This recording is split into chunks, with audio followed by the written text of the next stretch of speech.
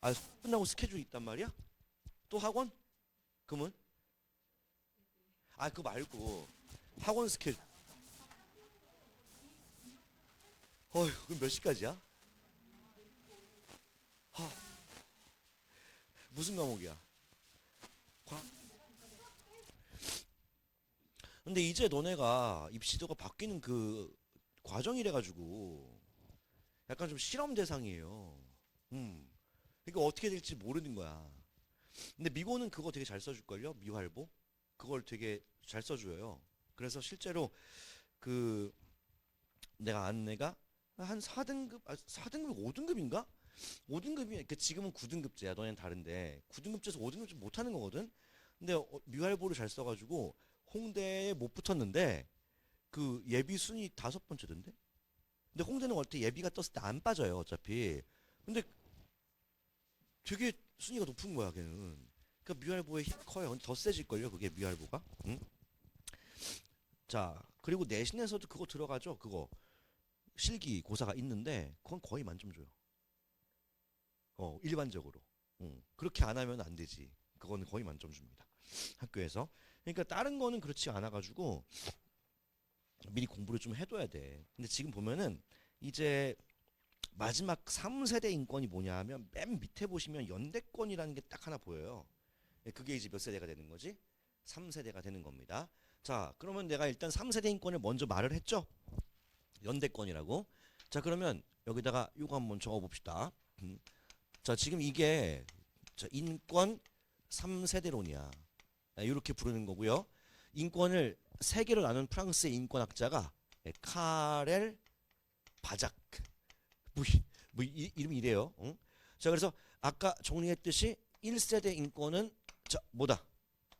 자유권, 평등권, 자, 어디까지? 예, 참정권까지고, 자, 이거는 굳이 얘기하면 뭐 중심의 인권이다? 자유권 중심의 인권이다. 이렇게 말을 하는 거예요. 자, 그리고 1세대 인권은 어디에서 시작이 된 거죠? 저 무슨 혁명에서? 예, 시민혁명으로부터 비롯된 인권이지. 이렇게. 그쵸? 자, 그 다음에 우리가 아까 2세대 인권 배웠죠. 자, 2세대 인권은 뭐냐? 요거는 최소한의 인간다운 삶을 국가가 보장하는 겁니다. 자, 그것이 바로 무슨 권? 자, 무슨 권? 사회권. 잠깐, 이건 까먹으면 안 돼. 사회권 최초로 보장한 헌법은 독일의, 저 까먹었죠? 자, 사회권 최초, 그치. 독일의 뭐라고? 바이마르 헌법이에요. 아시겠죠? 자, 그거는 꼭 같이 기억해야 돼. 사회권을 최초로 보장한 헌법은 독일의 바이마르 헌법이고, 자, 연도를 내가 아까 3.1운동 얘기하면서 아이고 몇 년? 예, 1919. 예, 이런 거. 그러니까 너네 학교 스타일에 맞게 약간 좀 지역적이고 좀 그지 같은 예, 그런 수업도 하는 거죠. 이런 걸 외워. 근데 학교가 그지 같아. 시험이 좀 독특해요. 시험 문제가. 응? 그리고 사회권이 나오게 된 계기는 자, 뭐 때문이었어? 산업혁명으로 인한 자본주의의 문제점 때문이죠. 그리고 3세대 인권은 제가 이제 방금 말씀을 드렸는데 요게 이제 자료 해석에서 되게 중요한 자, 뭐죠? 예, 연대권입니다. 자, 연대권이라는 거는 내가 지금 아까 이렇게 얘기했다. 해석에서 중요하다고. 왜냐하면 연대권 관련된 문서에 연대권이라는 말이 아예 나오질 않아요. 예, 나머지도 마찬가지야. 뭐 사회권 관련 문서에 사회권이란 말이 안 나온단 말이지. 근데 이 사회권이라는 건 약간 응용해서 풀어야 되는 게 있는데 사회권이라는 것은 다 뭐랑 관련된 거냐 하면은 다 이거랑 관련된 거야. 뭐랑? 복지 정책. 예, 그리고 인간다운 삶이니까 약간 좀 삶의 질, 뭐 이런 것들 있죠. 예, 뭐 건강, 막 이런 것들 있잖아. 예, 이런 거랑 다 관련된 거야. 응? 예를 들어가지고 보건권이라는 게 있어. 보건권. 우리 보건소 할 때 그 보건이거든요. 그 보건이라는 게 건강보전권이거든. 그 사회권인 거죠. 왜 그런 거. 그리고 환경권. 쾌적한 환경인 거죠. 그것도 뭐야? 사회권인 거죠. 예, 이렇게 응용할 수 있어야 돼요. 그러니까 우리가 방학 때 키우고자 하는 거는 응용력입니다. 너희는 피할 수가 없는 게 수능 통합사회를 피할 수가 없어요. 수능 통합사회는 내신이랑 완전 다르단 말이지. 그건 다 자료 해석과 응용이기 때문에 내가 매일매일 복습하는 문제가 뭐냐 하면 기존 수능 모의고사, 그러니까 모의고사 문제입니다. 예, 그러니까 어렵진 않은데 자료를 많이 봐야 되는 거예요. 자, 그리고 연대권이라는 거는 일단 개념부터 정리하고 연대권이 어떻게 등장했는지 볼 건데, 자, 연대권 할 때 그 연대라는 말 있죠. 이 연대라는 말이 무슨 말일까? 네. 응? 연대가 무슨 말일까? 연대. 막 이런 거 있어. 막 연대하다 막 이런 게 있어. 보통 일반적으로 협력하는 거 있죠. 협동하는 거. 그거를 연대한다 그래. 서로 손을 맞잡는 거. 이런 걸 연대한다 그래. 자, 그래서 연대권이라는 건 뭐냐 하면 곧 이런 걸 얘기해. 자, 뭘 얘기한다? 협력이야. 자, 그리고 협력이라는 거는 혼자 할 수 있어요? 안 되는 거죠? 예, 이거는 집단의 권리라고 합니다. 그래서 연대권은 다른 말로 이렇게 불러. 집단권이라고 불러요. 예, 집단의 권리 혹은 집단권이라고 부릅니다. 자, 이게 왜 이제 그 요즘 대두가 됐냐 하면은 연대권은 20세기의 인권이에요. 근데 이 연대권, 즉 협력을 필요로 하는 인권인데 요즘은 국제사회가 지구촌, 세계화 막 이렇게 국제사회끼리 협력이 되게 중요해지고 있습니다. 자, 그 이유는 전 세계가 공동으로 해결해야 되는 문제가 있기 때문이죠. 예를 들어 난민 문제 봐봐. 난민이 개인이야? 난민은 집단이야. 그쵸? 난민 문제에 대해서 우리가 어떻게 해야 돼? 난민이 막 어떤 특정한 국가로만 갑니까? 막 들어오죠. 그래서 유럽으로 난민이 되게 많이 들어와가지고 유럽의 유럽연합 걔네가 난민에 대한 대책을 공동으로 마련하기 위해서 굉장히 많은 회의를 했단 말이죠. 그런 게 바로 무슨 권을 행사하고 있는 겁니까? 연대권을 행사하고 있는 거야. 자, 그리고 어떤 나라에 자연재해가 발생했습니다. 그 나라가 혼자 그걸 복구할 수가 없는 거예요. 여러 나라가 도와줍니다. 그게 뭐예요? 연대권입니다. 예. 알겠죠? 연대권이라는 건 제일 중요한 키워드가 바로 뭐야? 협력이야. 예, 이걸 보고 찾아야 되는 거야. 연대권은 자료에 절대 연대권이라고 안 나와요. 협력입니다. 그렇죠? 그래서 난민 문제라든지 막 이런 것들, 예를 들면 그리고 이제 뭐 그 뭐랄까 재난구제, 예. 어떤 나라가 이제 재난구제를 받을 거리라든지 막 이런 것들, 이런 것들을 다루는 게 연대권이 되는 겁니다. 자, 그러면 연대권이 이제 20세기에 나온 인권인데 제가 이제 말씀드릴게요. 연대권이 왜 나왔는지. 자, 우리 20세기의 시작은 이제부터 1900년대인데 되게 암울합니다. 이때부터를 시작을 하는데 현대사회의 시작은 좋지가 않습니다. 왜죠? 20세기는 전쟁이죠. 예. 제1차 세계대전과 연거 부부가 있었죠. 예. 1, 2차 세계대전으로 시작됩니다. 자, 이게 20세기의 절반을 잡아먹습니다. 왜냐하면 요거는 한번 물어볼까? 야, 2차 세계대전이 끝나고 아직은 세계대전이 없어요. 물론 되게 위험한 상황이긴 합니다. 지금 진짜로. 근데 2차 세계대전이 언제 끝났죠? 몇 년, 몇 월, 며칠인지 얘기해야 돼? 모르면 말이 안 돼. 자, 2차 세계대전이 언제 끝났을까? 몇 년, 몇 월, 며칠. 오케이. 자, 그러면 2차 세계대전이 끝나게 된 이유는 일본이 원자폭탄을 맞고 항복했기 때문이야. 8월 15일이죠. 그쵸. 광복절이에요. 예. 그러니까 우리가 일본한테 독립했다라는 건 뭡니까? 일본이 전쟁에서 졌다라는 거거든. 그래서 1, 2차 세계대전 그 중에서 마지막 전쟁이었던 2차 세계대전이 끝난 게 언제라고? 1945년 몇 월 며칠이야? 8월 15일 날 일본의 항복으로 끝난 겁니다. 이때 우리도 독립하게 된 거죠. 그쵸? 자, 그리고 야, 겪은 게 이거야. 반성을 하게 되는 거야. 와, 진짜 이게 1차 대전 때는요. 이것 또한 수백만 명이 죽었습니다. 옛날의 전쟁이랑 다른 거예요. 1차 대전 때 진짜 수백만 명이 죽었어요. 근데 2차 대전 때 더 많이 죽었어요. 왜요? 무기가 달라. 되게 웃긴 거.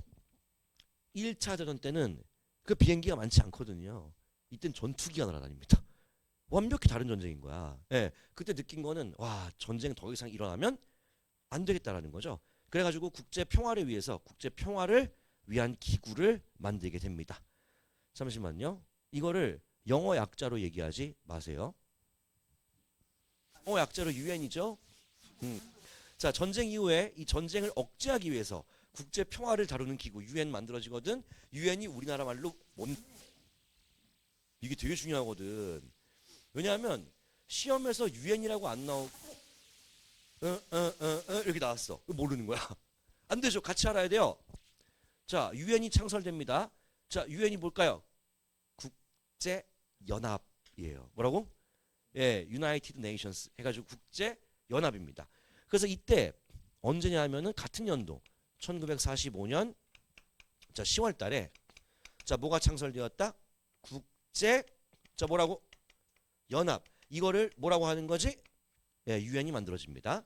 자 아시겠지만 세계 평화와 관련된 여러 가지 업무를 지금 담당하고 있는 그런 기구죠. 응? 자 그리고 국제연합에서는 와 이게 전쟁 때 인권 문제가 심각한 거야.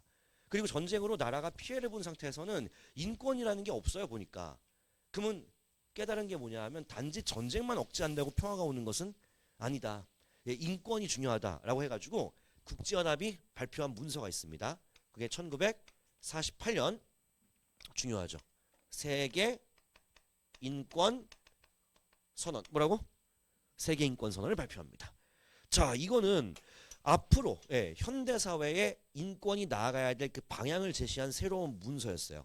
그리고 이거를 갖다가 뭐라고 말하냐면은 굉장히 범위가 넓다. 그걸 우리가 무슨 적 이렇게 부르죠? 포괄적. 예. 포괄적 인권 문서라고 얘기를 합니다. 잠깐만. 이게 문해력이야. 자, 뭐라고? 포괄적 인권 문서. 오케이. 포괄적인 건데 세계 인권 선언이라는 국제연합이 발표한 이 문서를 왜 포괄 인권 문서라고 하냐 하면 여기에 여태껏 나왔던 모든 인권이 다 들어있다는 얘기야. 자유, 평등, 사회권, 그리고 추가적으로 뭐까지? 연대권까지 들어있습니다. 그래서 세계인권선언이 포괄적인 인권 문서이고 플러스 알파 여기에서 처음으로 뭐가 명시가 된다? 연대권 추가죠. 근데 이따가 세계인권선언의 원문을 조금 분석을 할 건데 여기에서 연대권 있죠? 연대권이란 말은 나오지 않습니다.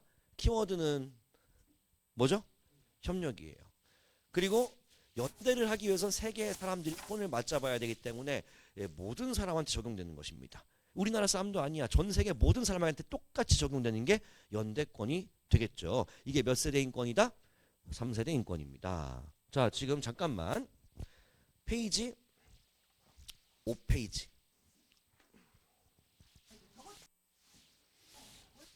자, 자료 2번 보시면요. 뭐가 나옵니까? 세계 인권 뭐죠? 같이 볼게요. 이거는 굉장히 일부만 나와 있는 거야. 왜? 우리 지금 방학 특강이라서 내가 부담을 안 주려고. 그래서 원래는 더 길죠? 응? 1조. 아, 맞다. 근데 미국에서 진짜 족같대. 아, 미안해요. 근데 그지 같은 문제 한번 나온 적 있어. 예. 네. 어떻게 알았어? 너 그거 봤어? 영상?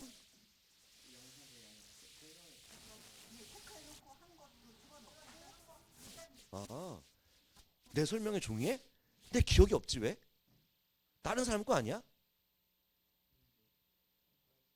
내가 설명에 종이 준 거 있어? 아, 그거 내 거 아닐걸요? 나는 안 줬어. 나는 굳이 그런 거를 주지 않아요. 왜냐하면은 알아서 다들 하시라 그래. 내 거 아닐 텐데? 나는 유튜브에 내가 올린 거 있거든. 유튜브에 나 치면 미국 치면 나 나오거든요. 바로 위에. 그 내가 적중문항 하는 거 나와요. 보면 놀랄 걸? 다 맞춰요. 아 나는 그 사람들을 다 분석하고 있어가지고 이 사람이 이걸 낼 것 같은데 다 나오더라고. 근데 이거는 못 맞췄어. 교과서에 물론 너는 그 교과서가 아니야. 지금 교과서에 세계인권선언이 1조부터 쫙 나와 있거든요. 근데 문제가 이거야. 세계인권선 27조를 쓰시오. 이거 뭐 어떻게 쓰란 얘기야?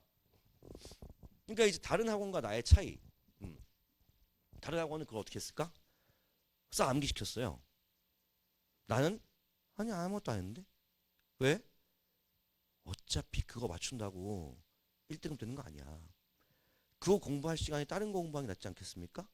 그렇죠? 그러면 1등급이 되는 거야. 난 무식하게 공부하지 않습니다. 그거 왜 그래요? 그게 이제 재작년 시험이야. 그걸 작년 것처럼 설명할 때 얘기했다면 그 사람은 사기친 거죠. 네. 작년에 뭐가 나왔냐?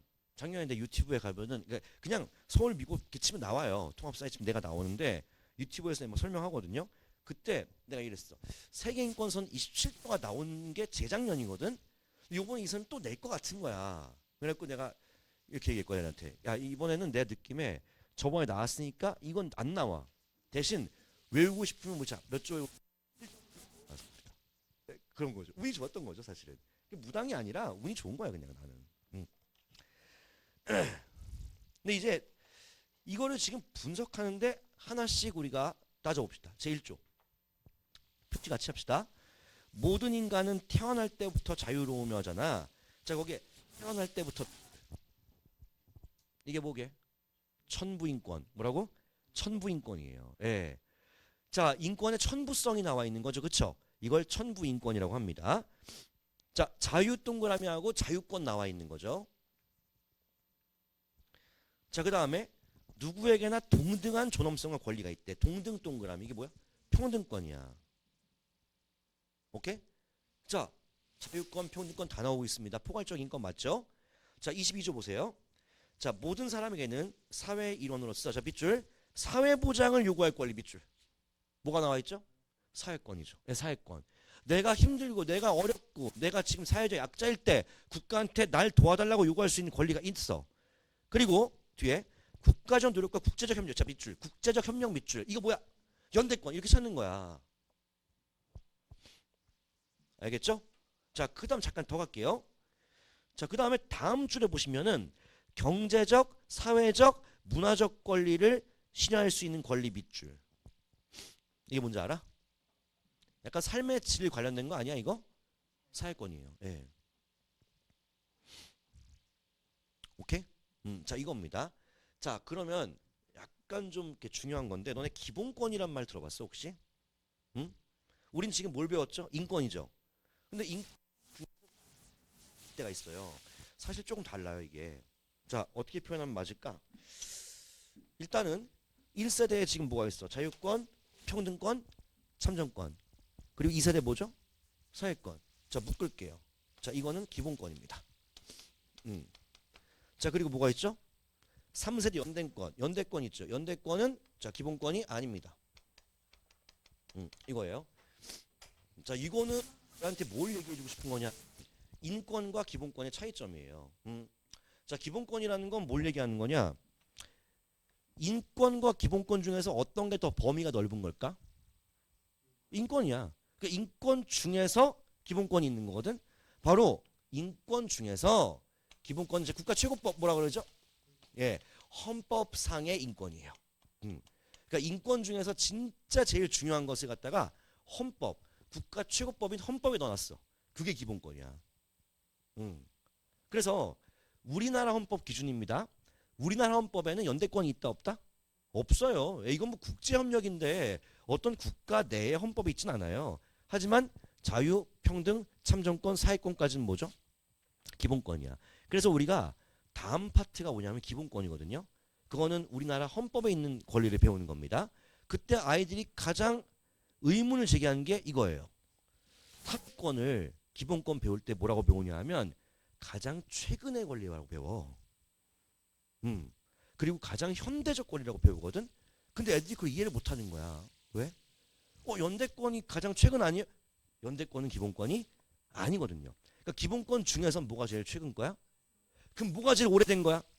자유권이에요. 예. 이런 걸로 문제를 푸는 겁니다. 이게 이제 실제로는 약간 심화된 내용인데 방학 때는 그런 걸 조금은 다룰 거예요. 근데 부담을 주고 싶진 않습니다. 그래서 숙제나 그런 양이 엄청 많지는 않을 거예요. 됐어. 우리가 지금 뭘 본 거야?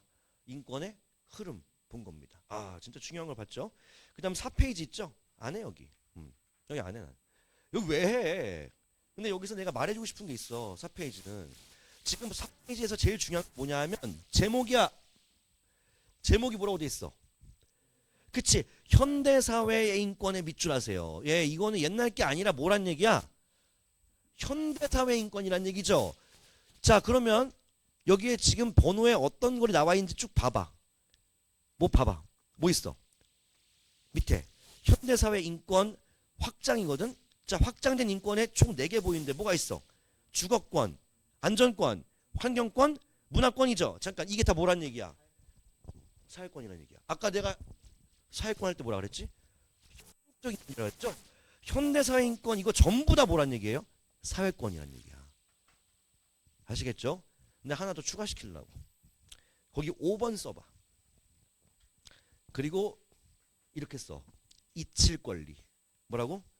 예, 이칠 권리.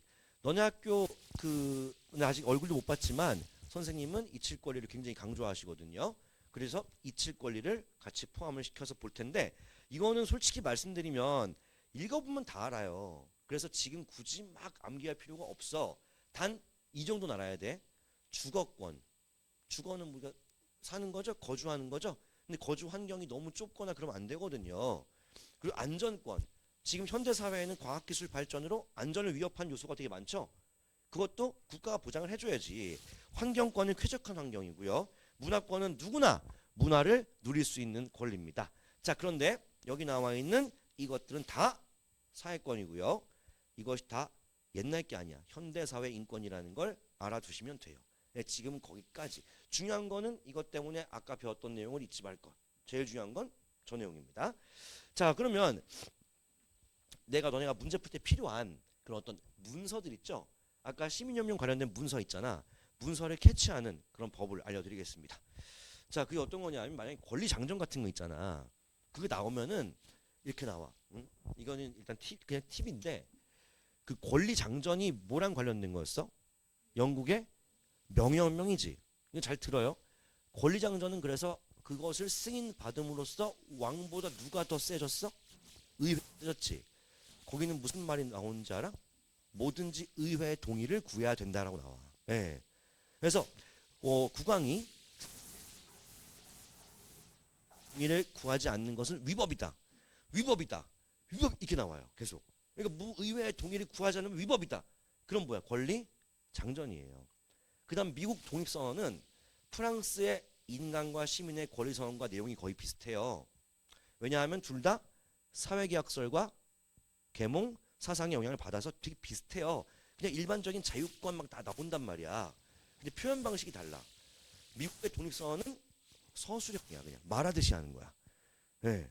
그냥 제1조 막 이렇게 돼 있지 않아. 그냥 말하듯이 한 문장이에요. 근데 프랑스 혁명은 뭐죠? 프랑스 인권선언은 다 제1조, 제2조, 제3조 이렇게 돼 있습니다. 네, 그런 차이가 있습니다. 네, 그런 차이가. 그래서 내가 백날 말하면 뭐해? 이거를 갖다가 보여드리려고 우리가 복습할 때 관련 문서를 보게 될 거예요. 수업 시간에 했던 것보다 문제에 적용하는 건 좀 다른 문제이기 때문에 그때 보여드릴 것이고 제가 한국사는 라이트하게 좀 설명드리겠습니다. 아주 라이트하게 가볍게.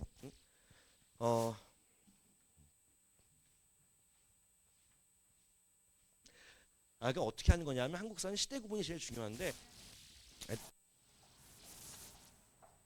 뭔가 가끔 있습니다. 그러니까 어떤 거냐면 일단 제일 먼저 선사시대 맞죠, 그렇죠? 그렇죠? 그리고 뭐야? 선사시대가 어디까지야? 우리나라에선 구석기, 신석기, 청동기 그리고 초기 철기까지 선사시대야. 그 다음에 우리가 배우는 게 뭔지 알아? 삼국시대야. 뭐가 나오죠? 고구려, 백제, 신라가 나오죠. 그 다음에 삼국 통일을 누가 하죠? 신라가 통일할 거야. 그리고 통일 신라가 망해서 고려가 될 거야. 고려 다음 뭐가 되죠? 조선 될 거야. 그쵸? 근데 우리가 선사시대를 공부하는 것이 지금 되게 중요한 건 아니에요.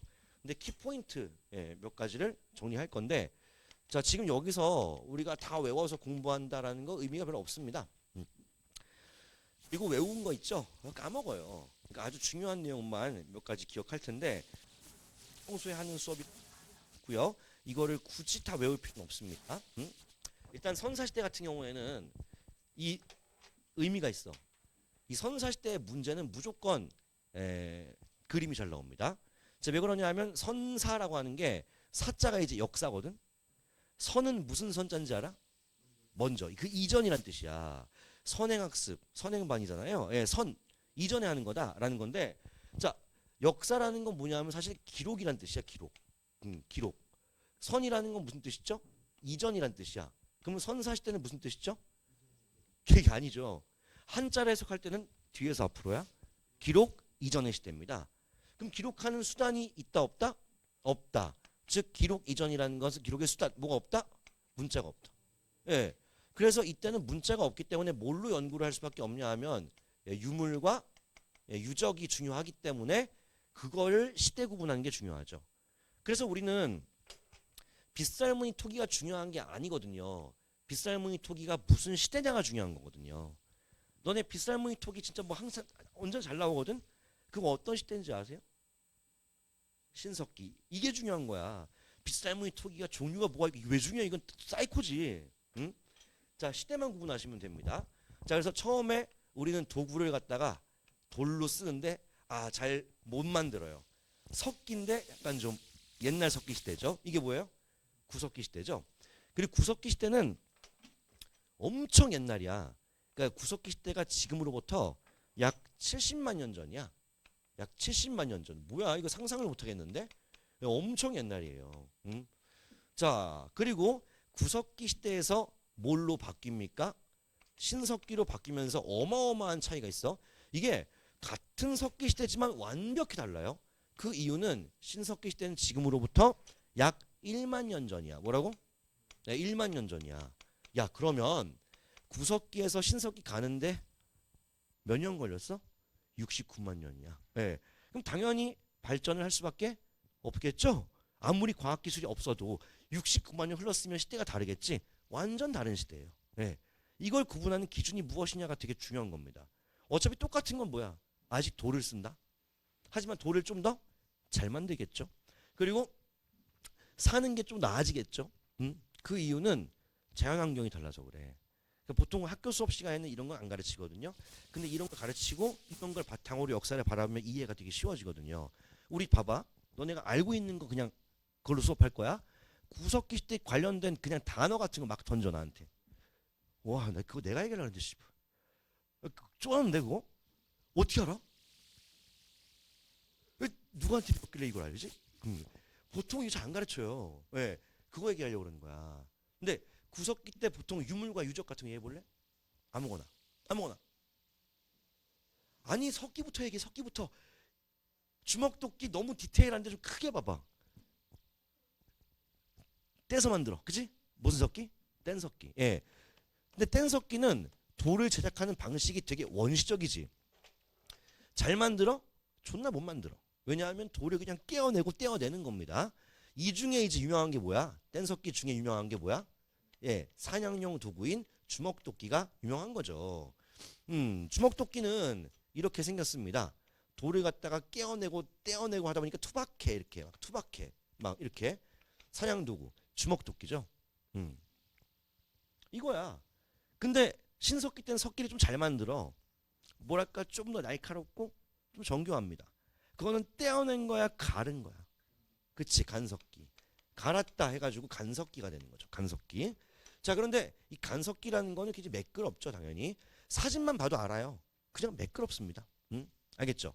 근데 왜 이렇게 만들었는가? 그 이유가 있다는 얘기야. 우와, 오케이, 빙하기 할까? 자, 구석기 시대가 69만 년이야.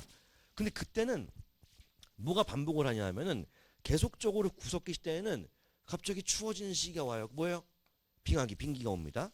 그랬다가 계속 추운 건 아니야. 빙하가 녹아 안 녹아? 간빙기. 반복이야. 또 다시 뭐가 옵니까? 빙기. 또 뭐가 옵니까? 간빙기. 이 가는 거야 계속. 알겠죠? 그리고 마지막에 빙기가 끝났어. 예, 빙하기가 딱 끝났어. 그게 무슨 시대부터죠? 신석기 시대인 거야. 예. 자, 내가 이걸 왜 설명하냐 하면은 저 자연환경을 얘기하지 않고 공부를 하면은 왜 그런지 몰라요. 그냥 외우는 거야. 닥치고 외우는 것밖에 안 돼. 근데 이걸 알면은 이렇게 됩니다. 자, 왜냐하면 야, 구석기 시대엔 빙하기가 있는 그런 시대니까 지금 빙하기 있어? 어떤 애들이 이때 겨울이야. 그건 빙하기가 아니라. 그죠? 겨울은 빙하기가 아니지. 이땐 빙하기가 있어. 근데 너네 알아. 그 빙하기가 있는데 그 빙하기가 있고 녹았다 반복하는 그런 시대야? 그럼 지금이랑 자연환경이 똑같을 수가 없어. 그럼 지금 살고 있는 동식물과 이 구석기 시대의 동식물은 아예 달라. 넌 들어본 적도 있겠지만 구석기 시대의 동물들은 다 어떤 거죠? 덩치가 엄청 커요. 막 매머드 막 이런 것들이야. 근데 오늘날에 그런 거 있어 없어? 없잖아. 오늘날엔 동물들의 어떤 뭐 크기가 좀 어때? 좀 작고 좀 빠른 그런 짐승들이거든요. 그쵸? 자, 그게 바로 자연환경의 차이 때문이야. 그래서 빙하기가 끝난 거가 지금 빙하기 있어 없어? 없죠. 그러면 이 얘기는 무슨 뜻인지 알아? 신석기 때는 이미 빙하기가 끝난 지금과 비슷한 시대란 얘기야. 그러면 신석기 때는 자연환경 있죠? 자연환경이 오늘날과 어때요? 예, 오늘날과 비슷한 거야. 예, 이렇게 되는 거야. 그러면은 오늘날에 뭐 새나 막 토끼, 다람쥐 막 이런 거 있죠. 작고 빠른 짐승들이 언제부터 나오는 거야? 신석기야. 그럼 생각해봐. 사냥을 해야 되는데 작고 빠른 거는 어떻게 해? 맞추기가 쉽지가 않지. 새를 맞출 수 있습니까? 쉽지 않죠. 그리고 이게 만약에 내가 석기를 던져가지고 혹은 쏴가지고 새를 딱 맞췄단 말이야. 한 번에 죽지 않아. 그거 생각보다 안 죽어. 그럼 어떻게 해야 돼? 한 번에 죽여야 돼. 그럼 어떻게 돌을 갈아야지. 그래서 뭐가 나오는 거야? 예, 모든 것은 다 인간의 필요에 의해서 나오는 겁니다. 알겠죠? 저 정교해지는 거죠. 이런 게 이제 관계가 있는 거야. 그 다음에 너네 이렇게 외웠을걸? 구석기 때 사람들 뭐 먹고 살아? 그냥 이때는 뭐 수렵, 사냥이나 채집이나 물고기 잡이 뭐 이런 거. 그러니까 이거는 생산을 해요, 안 해요? 생산이 없어요. 이거는 생산하는 게 아니라 자연 경제라고 해가지고 자연에 있는 거를 그냥 사냥하고 그리고 식물 나무 뿌리를 채집하고 그 다음에 물고기 있으면 물고기 잡고 뭐 이렇게 사는 거야. 그러니까 뭔가 생산이라는 개념이 전혀 없어요. 근데 문제가 있다. 구석기 땐 빙기가 있다는 거지. 이거 못해요. 예. 채집이라는 건 나무 열매 그리고 식물의 뿌리 이런 걸 캐먹거나 하는 거거든요. 근데 빙하기가 이때 물고기 잡이는 거 못하지.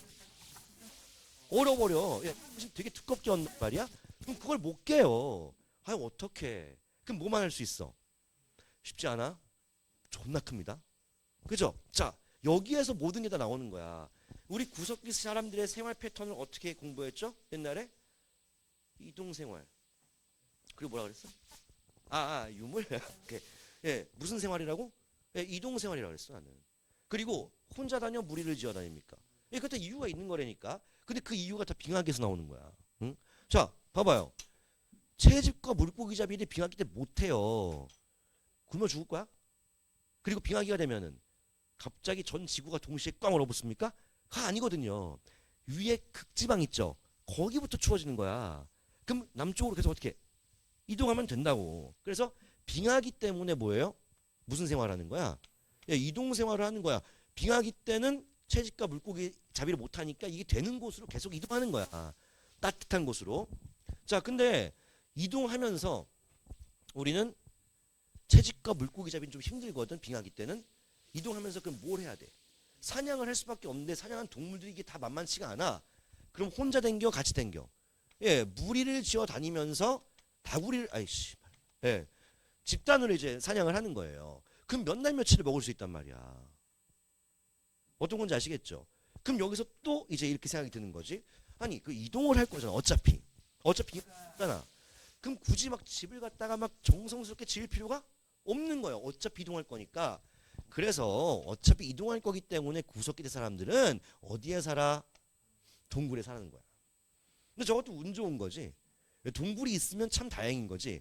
없으면은 예, 막집. 말 그대로 이거 뭐죠? 막 지은 집. 예. 대충 짓는 거예요. 이러고 사는 거야. 끝났잖아 지금. 뭐가 외우는 게 하나도 없다니까. 근데 그때 갑자기 내용이 어때요? 확 많아집니다. 왜요? 이것 때문에 그렇죠. 빙하기 끝나고 자연환경이 오늘날과 비슷해지는 거야. 그러면 이동생활을 할 필요가 없어. 그럼 이동생활을 안 하면 그 자리에서 정착을 해서 뭘 먹고 살아야 됩니다. 그러면 농사를 짓는 게 제일 낫지 않을까? 가축을 사냥하는 게 아니라 가축을 키워야 되지 않을까? 이걸 깨닫는 거예요. 이때. 자, 그래서 신석기 때 신혁명이란 말이 있어. 산업혁명 이전의 혁명이 뭔지 알아? 농업혁명이거든. 그게 바로 뭘까? 신석기 혁명. 신석기 시대 제일 중요한 변화가 뭐라고? 농경 그리고 목축입니다. 예. 근데 목축은 뭐 그랬겠지라고 추측을 하는 거고 확실한 증거가 남아 있는 건 뭐죠? 농경입니다. 예. 그게 제일 중요해요. 자, 그래서 신석기 때 제일 중요한 것은 제일 중요한 키워드가 바로 뭐다? 농경과 목축인데 목축보다는 농경이 중요하다. 자, 그래서 신석기 때는 우리가 자연에 의존하는 게 아니라 이제 뭘 하기 시작했습니까? 생산을 하기 시작한 거야. 자, 그래서 농경과 목축 시작, 이것을 갖다가 우리는 뭐라고 부를 정도였다? 신석기 혁명이라고 할 정도였다라는 거죠. 근데 사실 농사 이때 처음 하는 거 아니야? 그죠? 그러면 농사도 종류가 많은데, 자, 방학 때 같을 겁니다. 농사의 종류는 크게 두 개입니다. 너네가 이걸 알면은 가끔 불쑥불쑥 농경 얘기 나오거든. 그때 이해도가 되게 높아져요. 농사의 종류는 크게 몇 개라고? 두 개입니다. 농사를 짓는 방식과 장소에 따라 두 개입니다. 자, 일단은 너네 혹시 그때 지도 보는 법을 배웠어요? 이거 기호 읽을 줄 알아요? 응? 본 적 있죠? 응. 이건 뭐죠? 뭐예요? 밭. 이건 뭐죠? 예. 논과 밭. 논농사와 밭농사가 있습니다. 예. 이게 달라요. 근데 이거를 애들이 전혀 모르기 때문에 신석기 때, 청동기 때 계속 농경을 하잖아. 그 농경에 대한 이해도가 떨어지는 거야. 자, 이게 논이라고 하는 것은 뭘 준 거죠? 심고 물 준 거야. 예. 밭은 물이 없어도 돼. 그냥 심은 거야. 물 없어도 됩니다. 자, 그러면 뭐가 더 어려울까? 논농사죠. 저거는 물이 아예 없어도 안 되지만 너무 많아도 안 돼. 그러니까 되게 까다로운 농사지만 밭농사는 그냥 심으면 나는 거 아니야? 좀 쉬워요. 그러면 신석기 농사는 쉬운 것부터 하는 거 아니야? 무슨 농사? 밭농사예요. 예. 자, 그러면 밭농사 작물과 논농사 작물이 달라요.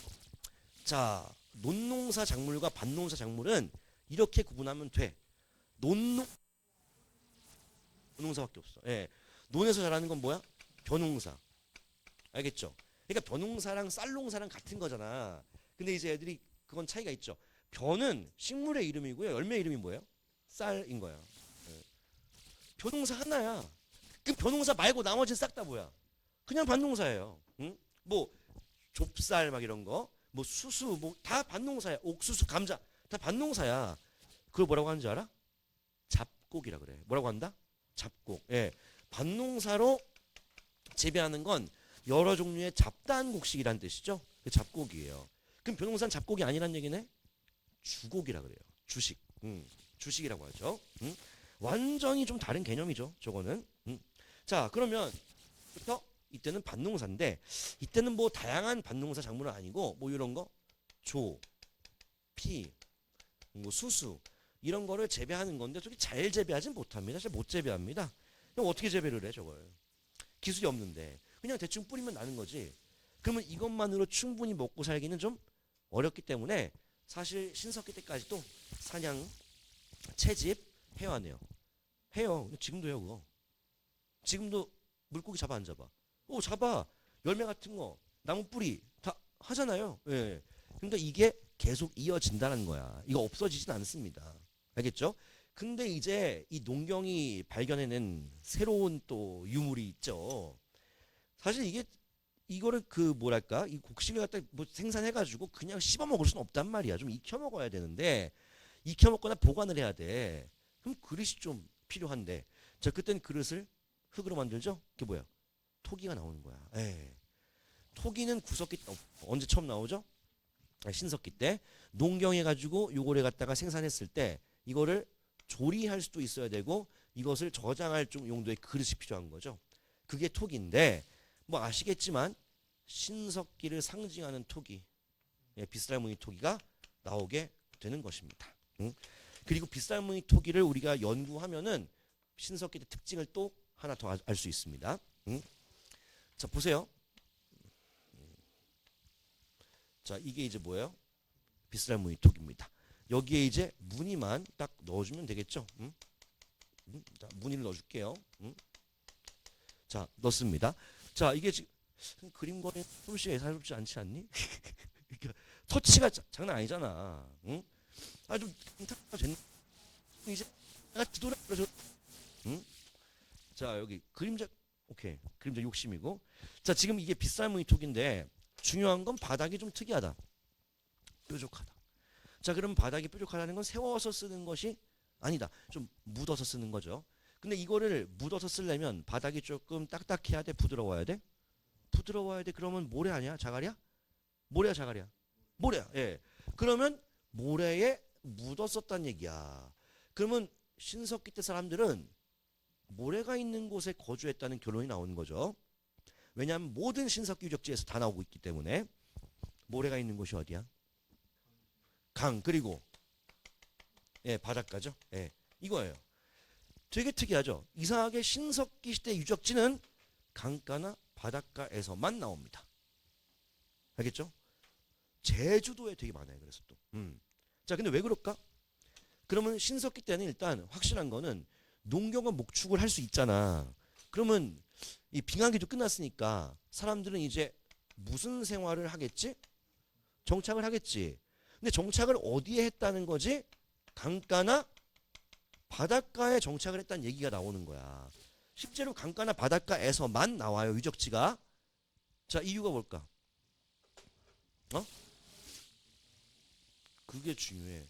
가끔씩 그래, 물 때문은 맞는데 바닷물은 용도가 없어요. 바닷물은 농경에도 쓸 수 없고요. 이때 벼농사야, 밭농사야? 물 굳이 필요하지 않아요. 그러면 물고기 잡는 거야. 그러려고 어디 있는 겁니까? 강가나 바닷가에 있는 거예요. 농경에 쓰려고 하는 게 아닙니다. 아시겠죠? 자, 그래서 강가나 바닷가에 산다는 얘기는 뭐다? 물고기 잡는 거죠. 왜냐하면 밭농사만으로는 충분히 배부르지가 않습니다. 근데 솔직히 물고기 잡는 게 쉽냐? 잡아본 사람 있어요?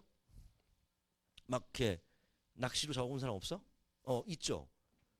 근데 무슨 낚시했어? 많이 잡았어? 그 배 타고 나가서 한 거 아니야? 그건 좀 잘 잡히지 않아요? 그쵸? 그런 낚시가 아니란 말이야. 그 배 타고 나간 낚시는 잘 잡히는 시간대에, 예, 또 잘 잡히는 그런 스팟이 있겠죠. 거기로 가는 거거든.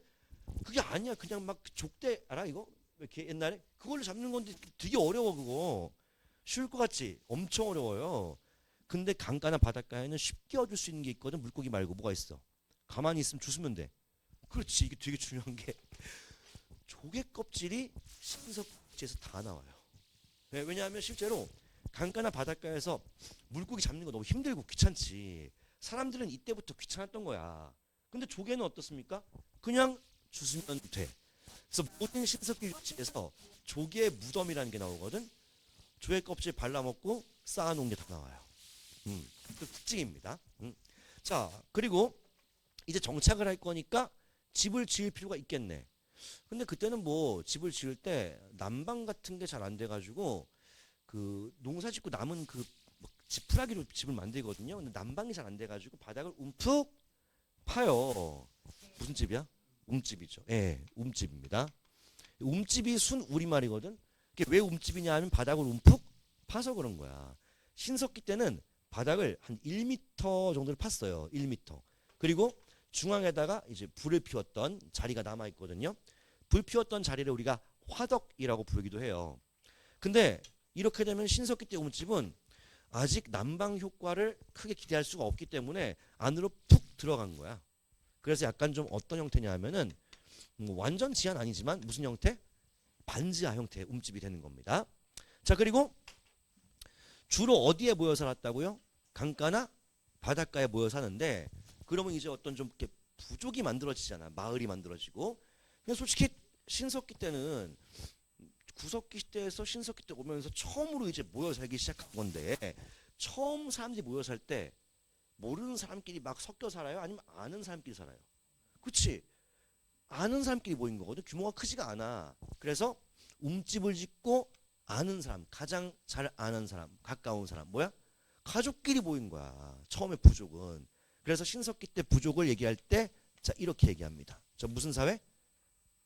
씨족이라 그래. 왜? 같은 성씨를 가진 사람끼리 모였다. 씨족. 예. 그러면 씨족이라는 거는 부족은 부족인데 규모는 작고, 자, 가족 관계, 즉 무슨 관계로 모인 거죠? 혈연 관계로 모인 부족이다라는 겁니다. 이게 조금 다릅니다. 알겠죠? 물론 이제 다른 시대로 넘어가면은 부족 규모가 더 어떻게 될 것 같아? 커지겠지. 그럼 끼리 살겠지. 여기까지가 도를 쓰는 시대고요. 자, 그 다음에 금속을 쓰는 시대로 가는데 금속 중에서 철이 먼저야 청동이 먼저야? 예. 그럼 다음 시대가 당연히 뭐겠어? 예, 청동기 시대입니다. 야, 이때도 어마어마한 변화가 생겨. 이 청동기 시대에 제일 중요한 포인트가 있어. 그건 뭐냐 하면 먼저 그것부터 외우고 들어가면 돼요. 계급이에요. 뭐라고? 계급. 그럼 이 얘기는 뭐냐?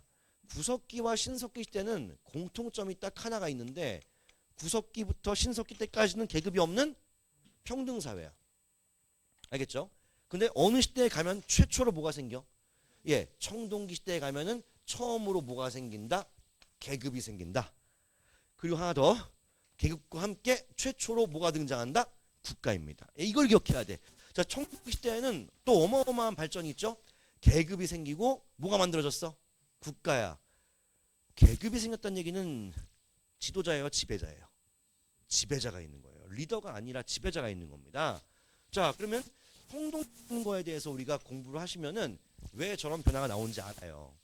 청동기는 구리, 주석, 아연 이런 걸 섞은 거거든. 근데 생각해봐, 우리나라가 자원이 많아? 그런 나라 아니거든요. 우리 청동을 만들 때 필요한 그 재료 같은 게 풍부하지 않습니다. 그럼 청동기는 아무나 만드는 게 아니고 게다가 아무나 쓰는 것도 아닌 거예요. 그럼 청동기를 쓸 수 있다는 것은 좀 특수한 사람들이란 얘기지. 뭔지 아시겠죠? 자, 그래서 그때 계급이 등장하면서 강력한 뭐가 나왔냐? 자, 부족장이 나와요. 뭐죠? 군장. 뭐라고 한다? 군장. 어려운 말 아니야 저거. 그냥 부족장이야. 예, 부족장의 힘이 강력해지는 겁니다. 그리고 저 군장들이 뭘 사용하는 거지? 청동기를 쓰는 거야. 그러면 저 군장이 아니고 일반 사람들은 그냥 뭘 쓸까? 여전히 돌 쓰는 거죠. 예. 야, 청동은 지금도 있어. 저 청동이 영어로 뭐냐 하면 브론즈예요. 올림픽 동메달 있죠? 그게 뭐예요? 청동이에요. 예, 근데 이제 지금 같은 경우에는 은도 나오고 금도 나왔으니까 가치가 없어 보이지만 서열 몇 위야? 높은 거야 이거. 그게 쉽지가 않은 거야. 이게 물론 청동은 싼 걸로 만든 거예요. 구리나 주석이나 아연은 금과 은보다 쌉니다. 근데 그 조합하는 기술이 어려운 거죠. 이게. 자, 그리고 이 당시에 국가가 나온 거는 미리 알 수 있을 것 같은데 우리 구석기 신석기 때 국가 있어 없어? 그러면 청동기 시대 국가가 우리나라 최초의 국가란 얘기죠? 바로 예, 단군 할아버지가 만든 고조선이 되겠습니다. 이거거든요. 자, 그럼 잠깐만 얘기 드릴게요. 청동기 시대의 큰 변화인데 청동기 시대의 그 청동기라고 하는 거 아무나 만드는 게 아니죠. 근데 이제 청동기 시대의 유물 보면 당연히 청동기가 나오겠지, 그치? 근데 여전히 아직 뭘 많이 쓰죠? 간섭기 더 많이 씁니다. 청동기는 지배층의 도구입니다. 그래서 청동기 중에서 가장 이제 대표적인 게 하나 있지. 청동검 일단. 자, 그 중에 중국의 악기 비파를 닮았다. 자, 바로 무슨 동검? 비파용 동검. 이게 되게 유명하거든요. 그리고 비파용 동검을 되게 강조하는 이유가 뭐냐면 자, 바로 이것이 중국의 청동검과 다르기 때문이야. 자, 그럼 이 얘기는 무슨 뜻이냐? 우리나라의 청동기는 중국에서 온 게 아니다. 자, 일반적으로 이 고조선을 이렇게 설명하거든. 청동기 문화를 바탕으로 만들어진 국가다. 최초의 국가다. 이렇게 얘기하거든. 근데 만약에 청동기 문화가 중국에서 온 거라면 고조선은 중국인 거야. 근데 실제로 성분이 달라요. 예. 그러니까 중국의 청동기랑 우리 청동기는 완전 다른 거예요. 그러니까 우리가 중국에서 많은 거를 받았지. 청동기는 아니에요. 예, 청동기는 시베리아 쪽 거예요. 중국이랑 관계가 없습니다. 그래서 우리의 고조선은 우리의 독자적인 문화가 맞죠. 자, 그 상징이 비파용 동검인데 비파용 동검은 뭐 다들 본 적이 있겠죠. 이렇게 중국의 악기인 비파를 닮아서 곡선이 좀 유려한 이런 동검이 되겠습니다. 미역인가? 이건 거예요. 예. 자, 그 다음에 네가 아까 얘기했던 청동 거울도 있고요. 청동 방울도 있고요. 이런 것들이 다 그러면 너는 이거 아시겠지? 군장의 무덤을 만들기 시작하거든. 이때 높으신 분이 등장했으니까 군장의 무덤이 거대한 고인돌이야. 근데 지금 내가 청동기들은 아무나 쓰는 게 아니라 군장들이 쓴 거라고 했지. 근데 고인돌이 누구 무덤이야? 당연히 지배자 군장의 무덤일 수밖에 없거든. 청동기가 저기서만 나와 보통. 고인돌과 군장에서만 나와요. 딴 데서 안 나와요. 확실하잖아. 그럼 누가 쓰는 게 맞아? 군장이 쓰는 겁니다. 자, 그러면 애들이 보통 이제 비파용 동검 얘기하면은 이 동검이 의미하는 게 보통 이제 뭐 전쟁이다 얘기하잖아요. 저 동검은 전쟁 때 이거 칼싸움한 용도가 아니에요. 청동은 약해가지고 부러집니다. 저거는 뭐냐면 과시용이야. 청동검을 딱 차고 있다. 그럼 뭐란 얘기야? 군장이란 얘기야. 예. 그런 뜻입니다. 가오죠, 그 완전히. 예, 그런 거예요. 자, 그 다음에 여전히 뭐 농기구나 일상 도구는 다 뭐예요? 간섭기인데 이게 아무래도 신석기 때보다는 좀 좋아지겠죠. 그래서 청동기 시대를 대표하는 간섭기. 이걸 꼭 알아야지. 자, 무슨 칼? 예, 반달 돌칼이 청동기 때 상징적인 간섭기입니다. 요것도 굉장히 잘 나오죠.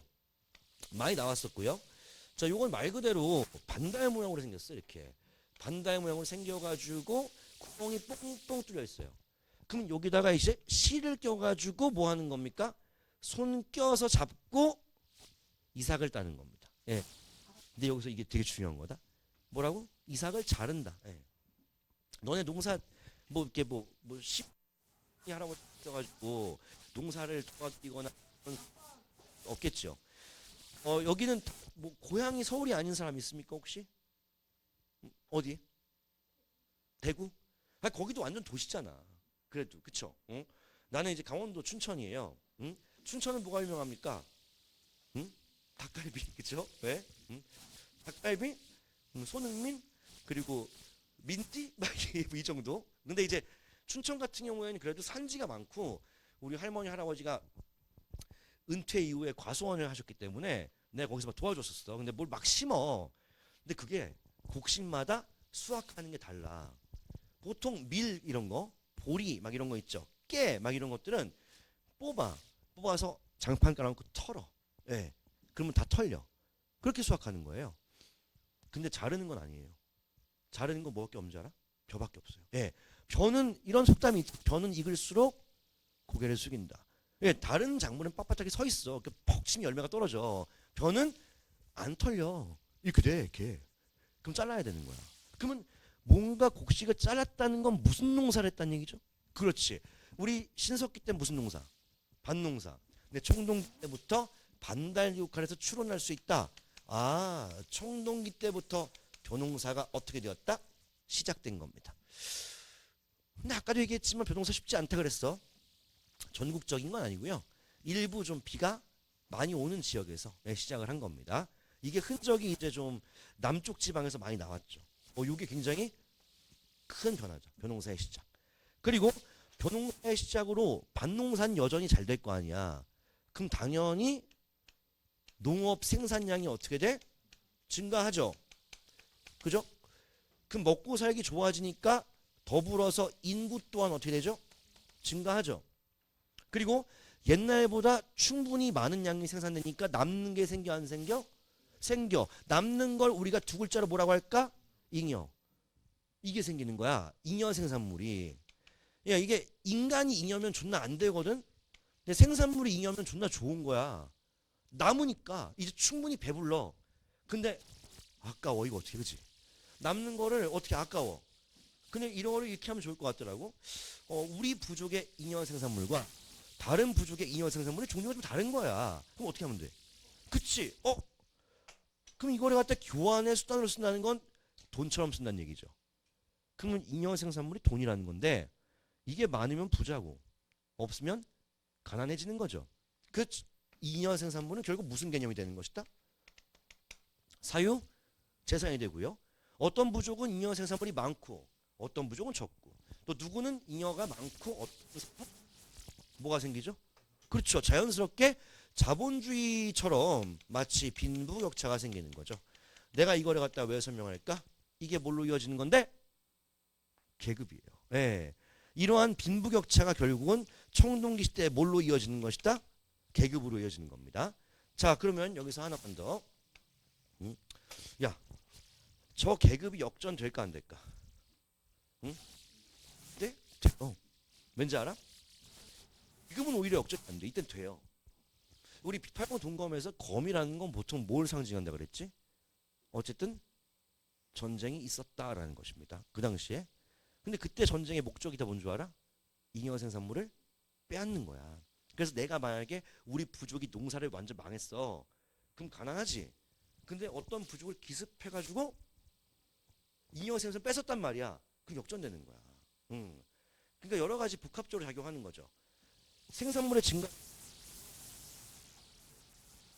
생산 제도의 발생, 빈부격차, 그리고 생산물을 뺏기 위한 전쟁에서 승자와 패자가 발생하죠.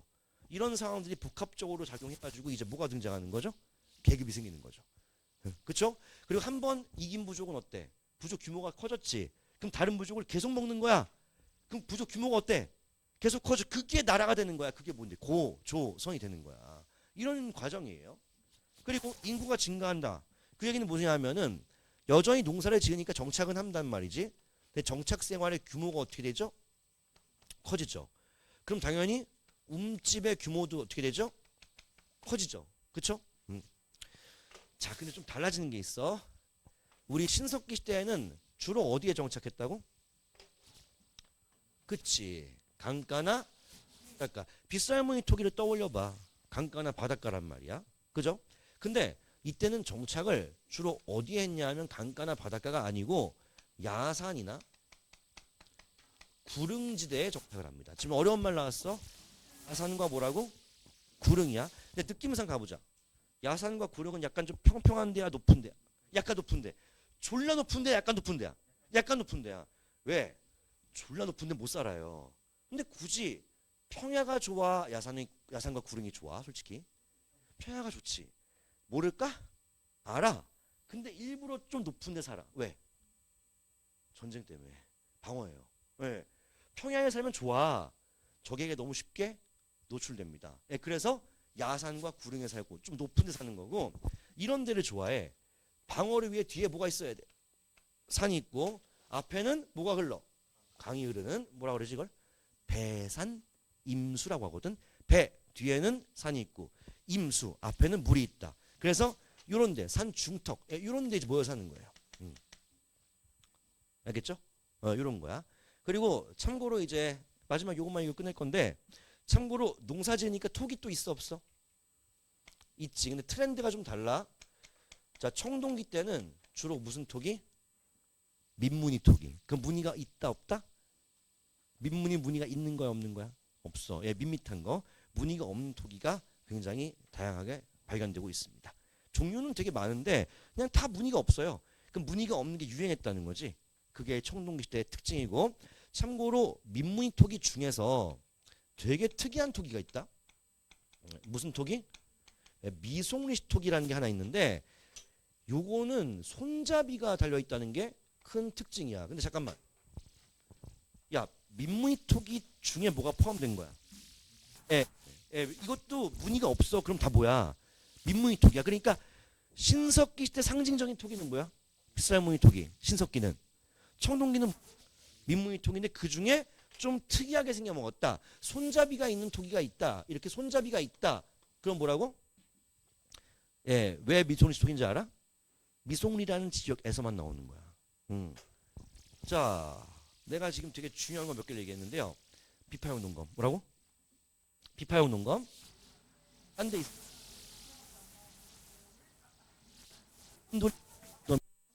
이것도 우덤이야. 그리고 특정한 지역에서만 나오는 무슨 토기? 내가 지금 딱 세 개를 얘기했지. 뭐 다시 한번. 비파용 농검, 고인돌. 이게 뭘 의미하는지 아세요? 이게 발견된 지역이 어떤 나라였다. 그치, 그걸 얘기하는 거야. 이게 되게 중요하거든요. 야, 그 옛날 국가가 어디까지인지 어떻게 알아?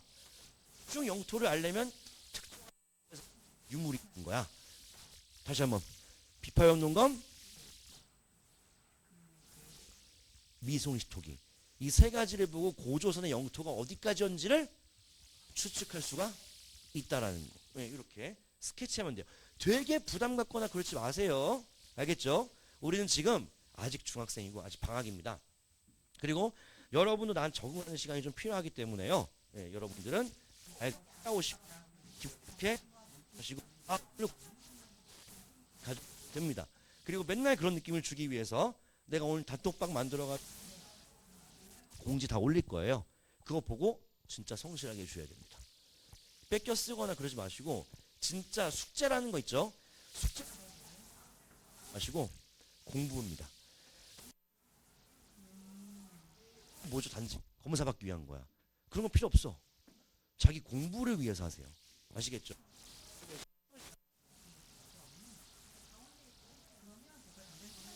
그럼? 음? 자, 오늘 저녁 맛있게 먹고요. 오늘 할아버님 생신 축하드립니다. 예. 또 할머니 할아버지 손에서 컸기 때문에 어릴 때 같이 살았었거든요. 예, 그래서 되게 부럽네요. 예. 음. 수고했습니다. 음.